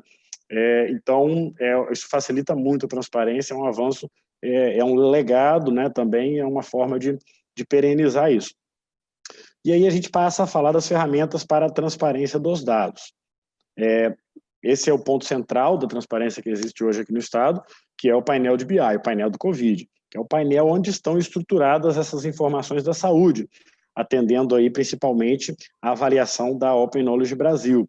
Um painel todo clicável, né, em que você clica no município e o painel todo se transforma já na solução local, né, trazendo tanto o número de casos confirmados, notificados, suspeitos, descartados, né, óbitos, pacientes curados, taxa de letalidade, o perfil das vítimas. Isso você atende muitos públicos. Público negro, por exemplo, que sofre mais com o Covid, né, e pode acompanhar por localidade. número de casos por região, municípios e bairros. Esse momento da reabertura agora está sendo imprescindível isso. Por quê? Porque os prefeitos estão tendo mais liberdade.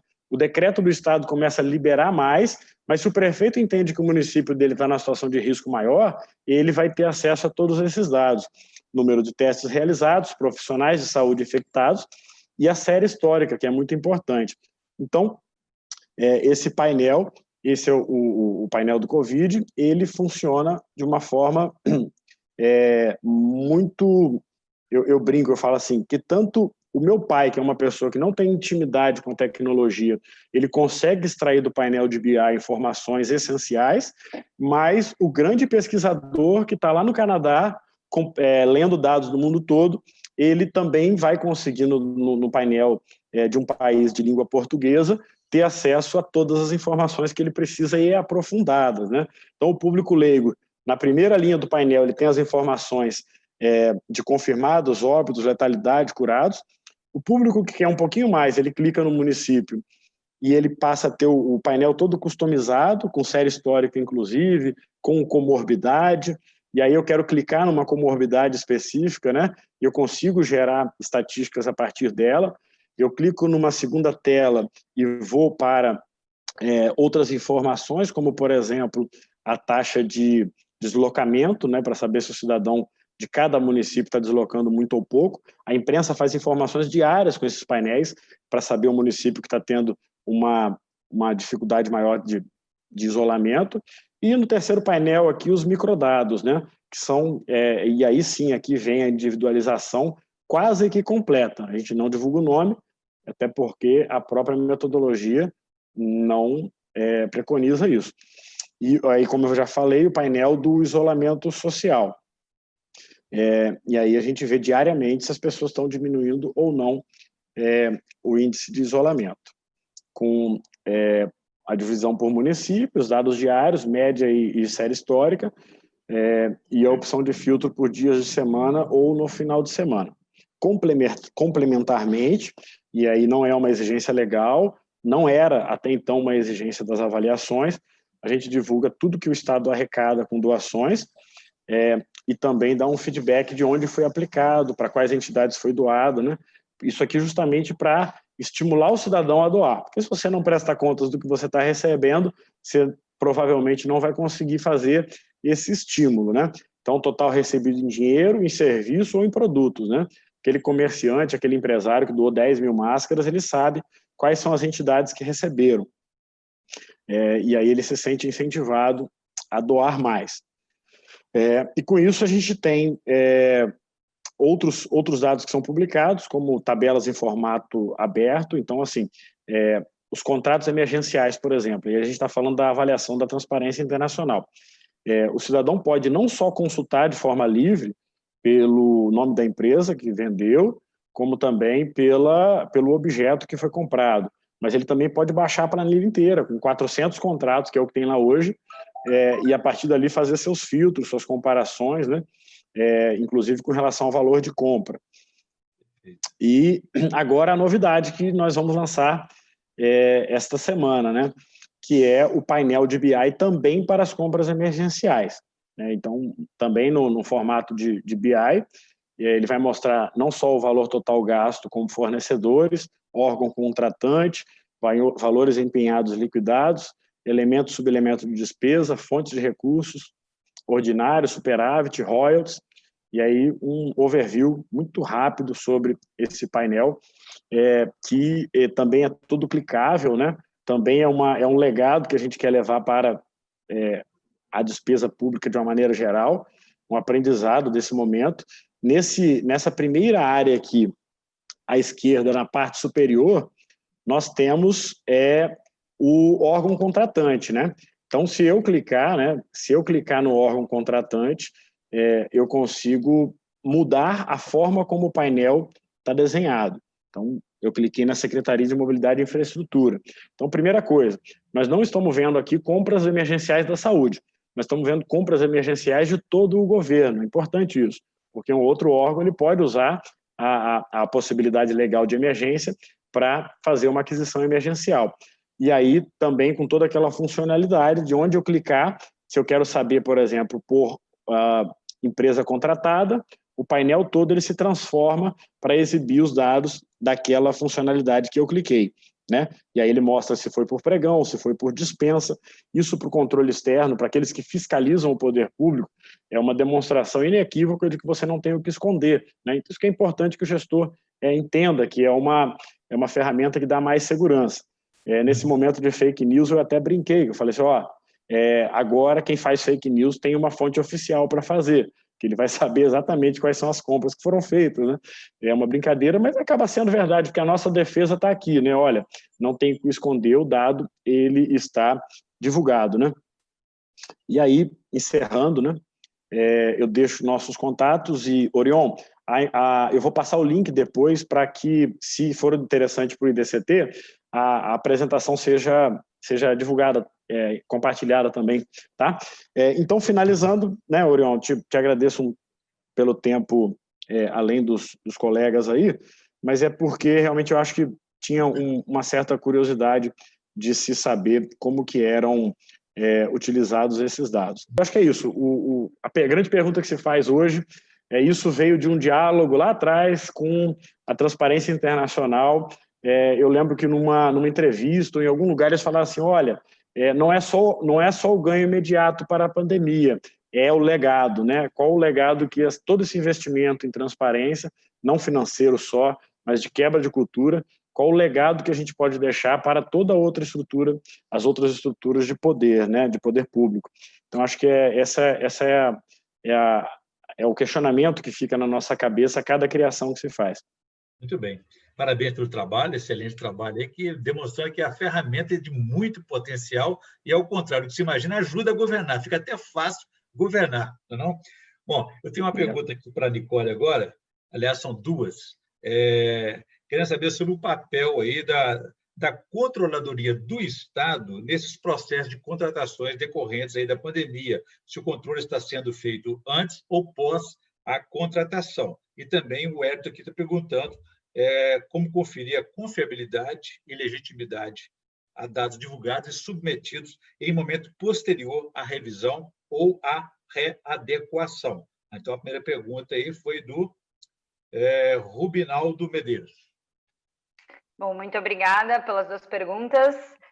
É muito difícil, né, a gente falar da confiabilidade dos dados, desse controle a posteriori, algo que muita gente demanda e muita gente cobra essa questão no momento que a gente vive do controle ser muito a posteriori, ainda mais na pandemia, onde, infelizmente, a corrupção acontece, né, é sórdido, é triste a gente ver desvios, né, e conseguir, infelizmente, se deparar com essa situação em meio à pandemia, como é possível, né, no dia a dia, para a gente é muito possível acreditar em tamanhos desvios que ocorrem, e ainda mais agora, onde a gente está num momento em que todo centavo importa, a gente está falando de salvar vidas e nenhum centavo pode ser desviado, isso ocorre.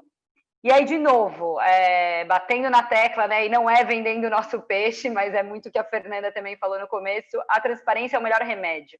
É muito difícil se apurar agora, em 24 horas, e infelizmente os casos, né, os escândalos de corrupção que a gente está vendo, as operações que vêm agora, infelizmente acabam sendo a posteriori num cenário onde toda a contratação é mais rápida, né? Ainda que a gente tenha operações aí sendo deflagradas de forma rápida e que tem um esforço muito grande das controladorias e de todos os órgãos de controle e de fiscalização de conseguir apurar isso quanto antes, muitas vezes, infelizmente, o desvio ocorreu. Então, se a gente tem transparência, é o que possibilita que esse desvio não ocorra ou que a imprensa dê luz antes que eles aconteçam, que seja impugnado e que, de fato, não seja um controle só a posteriori. Então, quanto mais transparência, maior o controle social e maior o controle tanto interno e externo das instituições. Muitas vezes não é só a imprensa e a sociedade que não conseguem ter acesso aos dados, né? Muitas vezes os próprios órgãos de controle têm muita dificuldade também para ter acesso a alguns dados que dificultam e tornam esse controle a posteriori. Então, acho que para as duas perguntas, Orion, a resposta acaba sendo a mesma, de mostrar, né? Por que a gente briga tanto para ter esses dados e diz que mais do que nunca a transparência importa. E ela não pode, a pandemia não pode ser utilizada, ainda que tenha essa questão, né, Edmar colocou muito bem, o que eu faço, onde eu coloco o meu funcionário, vou garantir a transparência agora, vou garantir um serviço ali na ponta, mas a pandemia ela não pode ser utilizada para a gente não ter a transparência. E através desses dados e conseguindo utilizar os dados que a gente consegue garantir que um menor número possível, um menor recurso possível seja desviado, né? Não tem outro caminho, infelizmente, muitas vezes, né? A gente brinca, até quando a gente faz mensuração em outros índices nossos de corrupção, que sempre a gente trabalha com índices de percepção e que o controle, infelizmente, é feito a posteriori, porque é difícil você mensurar a corrupção, né? Se a gente tivesse um sistema, igual a gente declara imposto de rendas para se declarar recurso desviado, seria muito fácil, né, conseguir. Então, a forma de prevenir, como é que a gente diminui o risco de corrupção e de que os recursos não sejam desviados, é pela transparência. Então, é fundamental a gente garantir não só que ela exista, e garantir o uso pela sociedade, pela imprensa e pelas instituições de controle. Fernanda, a pergunta para você aqui é Dagmar Gemer, quer saber qual o link para acessar aí as trilhas referentes à publicidade relacionada com os dados pessoais. Eu vou deixar uma outra questão para você, já que estamos em campanha eleitoral, se o secretário me permite, se o candidato seria favorito nessa disputa aí, pelo que ele mostrou até agora. Mas você acha que ele seria bem-sucedido como candidato a ministro da Transparência em algum governo que talvez não tenha o mesmo pensamento em defesa da transparência demonstrado aqui até agora? Começando pelo link, eu entendi que ela está querendo saber também sobre o curso, né, que eu mencionei da trilha de publicação, publicadores de dados, é a escoladedados.org. São escoladedados.org, tem lá Aprenda, tem os tutoriais e tem a questão do informação sobre esse curso específico, publicadores de dados. E aí eu fiquei muito feliz quando o Edmar mostrou as iniciativas deles, porque entre as iniciativas tem o portal de dados abertos, que é feito em SICAM, que é um software livre da Open Knowledge Internacional, desenvolvido pela Open Knowledge Internacional, usado em centenas de organizações em todo o mundo, e qualquer um pode usar e customizar dentro de seus governos sem custo.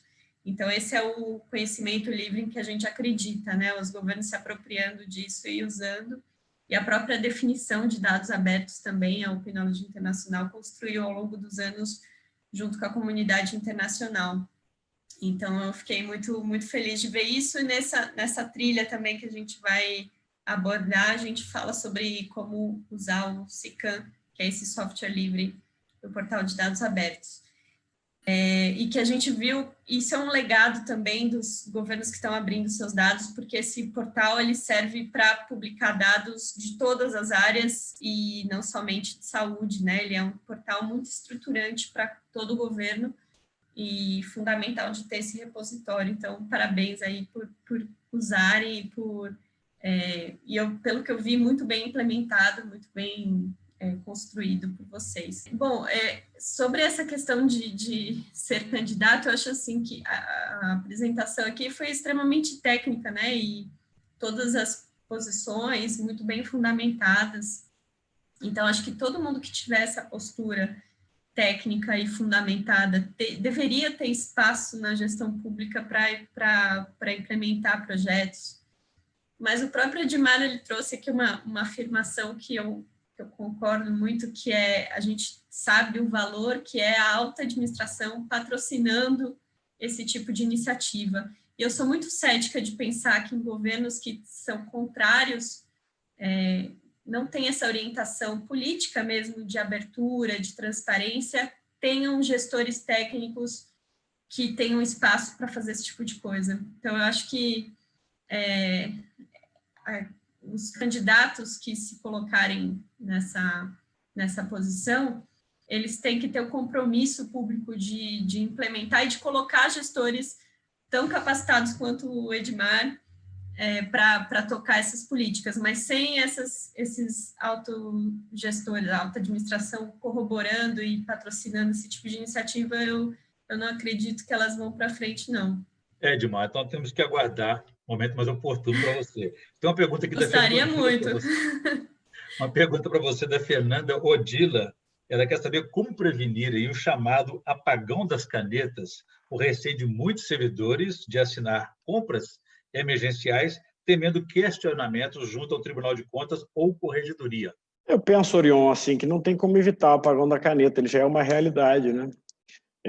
No momento como esse de pandemia, por exemplo, eu acredito que nenhum de nós aqui aceitaria ser secretário de saúde, por exemplo, ordenando bilhões de reais em aquisições emergenciais, sobre as quais muitas vezes você não tem a segurança necessária, né?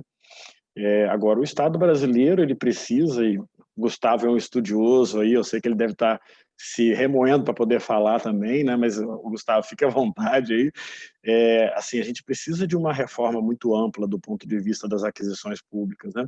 A gente está na época da moeda virtual, mas a gente está com o pé ainda lá na escravatura do ponto de vista da legislação, né, sobre como se fazem as compras públicas e tal. E isso é péssimo para o gestor bem intencionado, porque ele faz uma compra e alguém vai e joga no Google ali o mesmo produto no Mercado Livre e fala assim, você roubou porque você comprou a 2 e no Mercado Livre é 1,50, entendeu?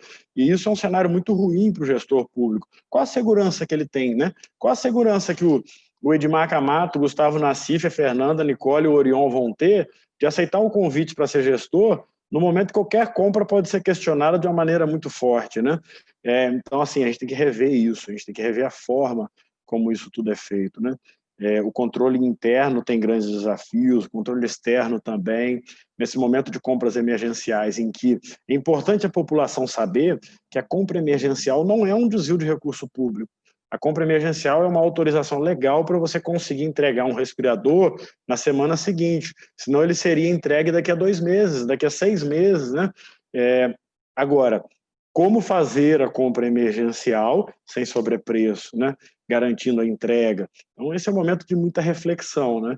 E a transparência, de uma maneira geral, desses dados, ela é a melhor parceira que a gente pode ter. Então, eu não tive dúvida nenhuma na hora de encaminharmos aqui pelo governo do estado do projeto para a Assembleia Legislativa de compras emergenciais, que nós tínhamos que incluir um parágrafo garantindo a transparência das compras emergenciais, porque a garantia que você vai ter para o cidadão dessa inversão de fases na compra emergencial, em que primeiro você compra, depois o controle analisa, a garantia que você vai dar para o cidadão mínima vai ter transparência, né? Vai estar ali, né? Se tiver um sobrepreço, uma acusação grave, pelo menos a gente tem como consultar e saber onde está. E eu falo para vocês com tranquilidade porque nas conversas com o Ministério Público, o Tribunal de Contas, é claro que existem visões divergentes, mas você dá muito mais segurança para esses controles de que eles estão fazendo parte do processo. Pode discutir, pode discordar, mas está ali, né? Então não estamos escondendo nada. Ok. Então, a pergunta aqui do Procurador de Justiça do Ministério Público de Minas Gerais, Mauro Flávio Ferreira Brandão, que também é membro aqui do IDCT. A pergunta que eu gostaria que a Nicole respondesse e também a Fernanda, por favor. Fundamental a transparência dos dados relacionados à saúde e dos dispêndios financeiros dos entes públicos. No entanto, é essencial que sejam transparentes as políticas adotadas. Dos órgãos de controle, creio que o Ministério Público porque tem atribuições para, até por sua capilaridade, acompanhar de perto a formulação e execução das políticas públicas das instituições. Pergunta, existe interação de suas instituições com o Ministério Público? Bom, acho que isso também vai um pouquinho não, né? Bastante na linha dessa discussão que a gente tem feito sobre transparência de gastos e das políticas. A gente tem um termo de cooperação com o Ministério Público para alguns projetos, alguns trabalhos, não focados na avaliação de políticas públicas. Nesse formato, não sei se é essa necessariamente a resposta, né, esperada, mas a gente não trabalha diretamente na promoção da transparência e tem um termo de cooperação em âmbitos maiores, numa visão de grandes operações e discussões de grande corrupção no Brasil e também fora do país. Não necessariamente com esse olhar, que eu acho que é um olhar novo, que talvez junto, né, não sei nem se a Fernanda da Open Knowledge também trabalha nesses termos com o Ministério Público, mas que é um caminho novo aí para a gente discutir, Orion. No nosso caso, a gente já interagimos e vimos interagindo nos últimos tempos com movimentos de fomento a abertura de dados nos ministérios públicos estaduais. Por exemplo, o Hackfest, que é um evento promovido em alguns estados, em parceria com o Ministério Público, né? Então a gente participa, é sempre convidado. A Operação Serenata de Amor, que é um dos projetos da Open Knowledge, também já foi objeto de muita colaboração nesse sentido. O Ministério Público do Rio de Janeiro, a gente já tem também uma parceria aí sendo construída. E no caso desse índice, o que a gente viu é que o índice, os resultados do índice, eles são usados como instrumento, como subsídio pelos membros do Ministério Público para fazer o seu trabalho, né, e o seu controle institucional. Então, por exemplo, no caso do Amazonas, o ranking foi usado como uma ação, né, demandando transparência do governo. A gente também apoiou, não o Ministério Público, mas a Defensoria Pública da União, para fazer esse mesmo tipo de cobrança dos dados do Ministério da Saúde, do Estado de São Paulo e da cidade de São Paulo. Então, a gente tem interagido com órgãos de controle, tribunais de conta também, com órgãos de controle nesse sentido, né, de subsidiar a ação e prover, né, mais elementos para esse tipo de demanda. E do lado do mais geral, a gente tem essa interação nos processos de abertura de dados e de controle social. Muito bem, eu queria agradecer, então, a participação aí da Fernanda, da Nicole, do secretário Edmar, ao Gustavo, a Thaís e ao Instituto pela oportunidade de participar dessa conversa, que vocês agora, aprendi muito com vocês e terão em mim um parceiro daqui para frente mais bem orientado, instrumentalizado na defesa da cidadania e da transparência. Eu gostaria, então, que cada um fizesse, por favor, as suas considerações finais para a gente encerrar o nosso evento. Bom, de uma maneira muito rápida, eu acho muito interessante, porque no dia a dia a gente não tem tempo para conversar esses assuntos, né? Então, cada vez que eu tenho a oportunidade de sentar e conversar, eu estava numa ansiedade gigantesca, Orion, ao longo desses meses, de poder ter um espaço de diálogo com a Nicole, com a Fernanda, né? O IDCT proporcionou isso, então eu queria agradecer. Queria muito trazer, Gustavo, o IDCT para trabalhar no Espírito Santo, né? Temos um universo no Brasil inteiro para que a gente possa trazer essas oportunidades de diálogo produtivo que falta, né?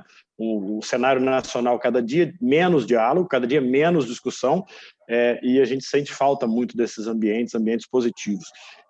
Como eu disse, eu me sinto aqui no papel de representar estados e municípios que lutam no dia a dia para evoluir em maturidade e em transparência. Essas avaliações, elas são extremamente desafiadoras, mas, ao mesmo tempo, extremamente positivas para esse ganho coletivo. Então, fica meu parabéns para a Fernanda e todo o seu time, para a Nicole e todo aquele time maravilhoso também. Está sendo muito produtivo, né? Sair do ativismo, né? Que é onde eu frequentei durante 12 anos, e passar para esse novo cenário. Um crescimento, né, pessoal, né, de saber que é possível fazer, de saber que é possível entregar, uma satisfação muito grande. Então, obrigado pela oportunidade. E o agradecimento, na verdade, é para a minha equipe, pequenininha, cabe num fusquinha, meia dúzia de pessoas pensando nessas soluções, mais uma equipe liderada pela Miriam, nossa subsecretária, que é extremamente competente, né? Tem que fazer esse agradecimento para eles e dizer que o Espírito Santo está aberto para qualquer estado, para qualquer município, para ceder essa estrutura virtual que levou um tempo para ser conquistada, mas que é muito fácil emprestar, né? A tecnologia nos permite isso e a gente tem que compartilhar. Muito obrigado. Bom, agradecer também, de novo, é sempre um prazer muito grande, né, o debate, a conversa, e acho que reforçar mesmo como mensagem final a importância, né, de novo, do controle social, da pressão pública, né, nos gestores, e na pressão pública construtiva, que foi o que a gente colocou aqui, não é uma pressão pública para rivalizar, não é uma pressão pública, né, ofensiva, é uma pressão pública de construir juntos, porque nesse momento, de fato, cada centavo importa. Quando a gente fala de centavos de recurso, a gente está falando em salvar vidas na ponta mesmo. Então, a promoção da transparência é feita, acho que dessa forma, né? Eu acho que eu fico muito feliz, imagino que a Fernanda também, ela manifestou aqui, em ver, né, gestores como o caso do Edmar, que conhece as metodologias, os desafios, dialoga, A gente, como sociedade civil também, né, sente a pressão e o quanto a gente está cobrando e tentar fazer isso da melhor forma. Então, acho que é nessa forma construtiva que a gente avança, né, nos estados, nas capitais e nos municípios menores, dialogando com gestores, pressionando, com apoio também de uma imprensa livre que consiga divulgar e trabalhar com esses dados, para que a gente reduza os riscos de corrupção, reduza os riscos de captura aí do Estado com as políticas econômicas, essa crise também econômica que a gente vai enfrentar, e que as políticas públicas sejam efetivas e eficientes. Então, deixo aí a Transparência Nacional super à disposição, tanto dos gestores quanto da sociedade, para a gente atuar cada vez mais colaborativamente e avançar aí na transparência em todos os níveis no país. Também agradeço muito o convite, a oportunidade de dialogar com a Nicole, com o Edmar. O Edmar, a gente está em contato também para fazer uma entrevista, né, Edmar? A gente também já tinha essa intenção aí de alongar um pouco mais, de aprofundar um pouco mais esse diálogo com vocês e passar as práticas que vocês têm para outros entes também. Então, a gente vai seguir nesse diálogo. Agradecer ao Instituto também por promover esse debate importante, né? Esse diálogo importante entre sociedade civil, gestão e controle, e também dizer que estamos à disposição para seguir nessa construção e que eu espero realmente que todo esse esforço que a gente tem feito como sociedade, como gestão pública, ele sirva para consolidar mesmo as conquistas de transparência dos últimos anos e que a gente tenha isso como legado. Se alguma coisa de bom a gente pode tirar de tudo isso, que seja que a gente aprende a lidar melhor com a informação e com a transparência. Muito obrigado, Fernanda. Gustavo, por favor, suas considerações finais, por favor, faça elogio a nós, né? Claro, eu não tenho a menor dúvida, como diz o Kamata, eu estou ouvidor e acostumei a ouvir. Então, estou aqui realmente muito feliz com esse bate-papo, muito bem conduzido, né, Orion? Isso eu já sabia. E as meninas que aqui participaram, tanto a Fernanda quanto a Nicole, muito bom. Eu acho que o caminho é esse. O Edmar aceita o convite, vamos para o Espírito Santo. O Instituto tem feito um trabalho realmente no intuito de colocar em pauta essa noção contemporânea de democracia, que a gente ainda separa muito essa relação entre governantes e governados, mas, na realidade, é necessário que a gente tenha noção de que não se separa mais Estado e sociedade, né? Somos todos em prol, vamos dizer assim, da coletividade. É importante que a gente amadureça como civilização, a gente compreender que é necessário ter um olhar para o outro, é necessário ter essa visão ética de que governar é governar para o outro, ser servidor é servir a sociedade. E, às vezes, a gente tem uma dificuldade, inclusive cultural, de compreender como se posicionar. Então, durante muito pouco tempo, nos últimos 30 anos de Constituição brasileira, talvez a gente esteja nos acostumando um pouco mais a essa participação política, a essa participação cidadã. Essa questão de soberania popular no Brasil é uma coisa muito incipiente, vamos dizer assim, considerando a nossa história. O que o Instituto pretende é justamente estimular essa participação do cidadão nos destinos da cidade, nos centros de tomada de decisão. Isso legitima políticas públicas, isso permite garantia de direitos fundamentais, isso aumenta a participação política, aumenta a percepção do governante que existe uma sociedade atenta, que existe uma sociedade que fiscaliza, uma sociedade que está afeta ao controle social, as formas tradicionais de controle interno e as suas macrofunções.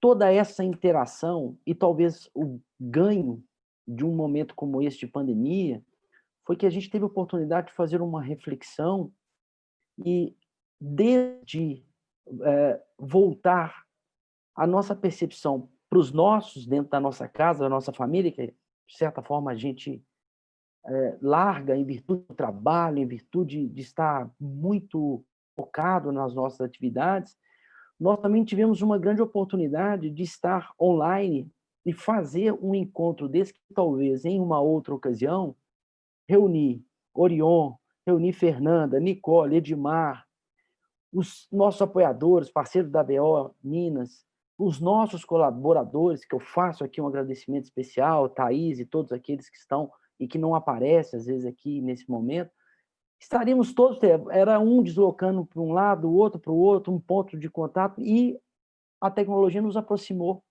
E isso, do ponto de vista político, também é muito importante, porque a gente se afirma como cidadão no momento presente nas principais questões. E fiscalizar e tomar conta, vamos dizer assim, da coisa pública é algo fundamental que nós, do terceiro setor, temos feito. Então, organizações como essas aqui presentes é extremamente importante, relevante para que a gente consiga dar mais musculatura para esse tipo de movimento. Enfim, eu acho que nós chegamos no final de um evento como esse, maior do que nós entramos. O Orion mesmo disse, olha, foi muito bom participar, eu também aprendo muito com esses diálogos do cotidiano, eu participo de alguns outros, hoje aqui na condição institucional de presidente do Instituto de Defesa da Cidadania e da Transparência, a minha participação é essa mesmo, de garantir que esse debate aconteça em alto nível, que as pessoas que estejam conosco possam reproduzir esse conhecimento, esse amadurecimento, esse ganho com pessoas, como a que estão aqui presentes, com experiência no cotidiano, com um olhar crítico para aquilo que acontece dentro da administração pública, um olhar pedagógico que faz com que as pessoas que estão ali falem, olha, eu tenho que voltar e aplicar esse conhecimento, esse debate no meu dia a dia na administração pública. Gestores, e aí nesse ponto eu também, como ouvidor da Prefeitura da Capital, na área do controle, assumimos uma obrigação muito grande de aplicar dentro da administração pública, e muito do que o Edmar falou aqui, de que para se assumir uma posição de um secretário de saúde, de um controlador, de um estado, de um município, é necessário que essas pessoas estejam alinhadas com essas principais políticas. E mais do que isso, que essas pessoas estejam alinhadas com um princípio ético de que, se nós não fizermos essa transformação, quem que vai fazer? Então, é uma questão da gente reunir realmente esforços, e aqui a gente consegue, de certa forma, multiplicar toda essa experiência envolvida. E, para finalizar, depois de agradecer realmente cada um de vocês pelo empenho, pela dedicação de estar aqui, eu preciso dizer que o Instituto ele tem uma atividade voltada para a área educacional, vocês sabem disso. Nós temos um curso aberto agora de compliance com a professora doutora Grace Garbaggio, que tem passagem por Sorbonne, na França, uma grande experiência na área de compliance, que é uma tentativa que a gente tem de oferecer para aqueles que estão conosco uma visão também de integridade, de transparência, conjunto de boas práticas e conformidade, além de outras atividades, como que eu pronunciei de parceria com a Associação Brasileira de Ouvidores de Minas Gerais, que, como eu disse, tem um portal de transparência excepcional que garante um acesso à informação, tanto na área da transparência passiva como na transparência ativa, de maneira que nem tanto o gestor, que é obrigado a fazer esse trabalho, como o cidadão, e nesse caso também o jornalista, tem acesso de maneira muito fácil a todo tipo de informação. Então, o IDCT está aí, agradeço a cada um de vocês, cada um que esteve presente nesse webinário. Eu espero contar com vocês em outras oportunidades, uma parceria com a Transparência Brasil, uma parceria com o Open Knowledge e parceria que já temos aí com o Orion Teixeira, né? Consulte o blog do Orion, é assim que ele termina as suas seus comentários na Band Minas. Um grande abraço a todos. Muito obrigado. Obrigado a todos vocês. Um último informe aí. Agradecer também a audiência, você que nos acompanhou durante esse evento. E quem se interessar pelos cursos e as capacitações que o Gustavo disse daqui a pouco, pode acessar aí o site do IDCT, www.idct.org.br, e conferir ali todas as capacitações que são ofertadas à população. Um abraço a todos e até a próxima.